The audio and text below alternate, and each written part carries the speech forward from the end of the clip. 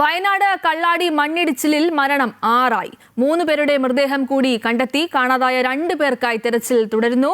കള്ളാടി മണ്ണിടിച്ചിൽ മേഖലയിൽ മഴ തുടരുന്നതിനാൽ മണ്ണ് മാറ്റുന്നത് പ്രതിസന്ധിയിലാണ്. ഇന്ന് സോൺ 3-ൽ നടത്തിയ തിരച്ചിലിൽ 3 മൃതദേഹങ്ങളാണ് കണ്ടെത്തിയത്. എഞ്ചിനീയർ ഹിമാചൽ പ്രദേശ് സ്വദേശി രാഹുൽ ശർമ്മ, എക്സ്കവേറ്റർ ഓപ്പറേറ്ററായ ബീഹാർ സ്വദേശി മുഹമ്മദ് ഇമ്രാൻ, സർവേയറായ ഉത്തർപ്രദേശ് സ്വദേശി അസറുദ്ദീൻ അൻസാരി എന്നീ 3 പേരുടെ മൃതദേഹങ്ങളാണ് കണ്ടെത്തിയത്.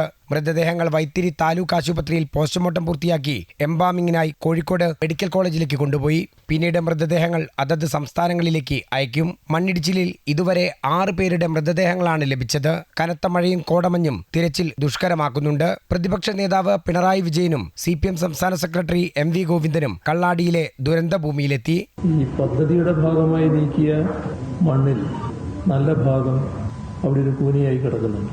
ആ മണ്ണ് ആകെ ഒലിച്ചു പോയിട്ടില്ല എന്നാണ് തോന്നുന്നത്. അല്ലെങ്കിൽ അതവിടെ ബാക്കിയാവില്ലല്ലോ. നല്ലതുപോലെ അവിടെ കൂനിയായി കിടക്കുന്നുണ്ട്.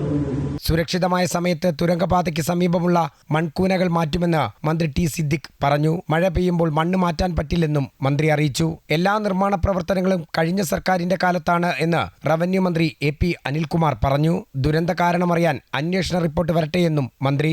ദുരന്തത്തിൽ അകപ്പെട്ടവരുടെ എണ്ണത്തിന്റെ കാര്യത്തിൽ കരാർ കമ്പനി പറയുന്നതിൽ അവ്യക്തതയുണ്ടെന്നാണ് ദൃക്സാക്ഷികൾ പറയുന്നത്. മണ്ണ് മാറ്റാൻ കമ്പനിയോട് പലതവണ ആവശ്യപ്പെട്ടതാണെന്നും മന്ത്രി PK ബഷീർ പറഞ്ഞു.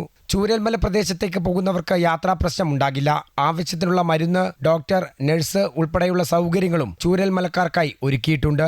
മഴ തുടരുകയാണെങ്കിൽ റേഷൻ അനുവദിക്കാൻ ജില്ലാ കലക്ടർക്ക് നിർദ്ദേശവും നൽകിയിട്ടുണ്ട്. അതേസമയം മണ്ണിടിച്ചിലിൽ അകപ്പെട്ടവരെ തിരയുന്നത് തുടരും. അമൃത ന്യൂസ്, വയനാട്.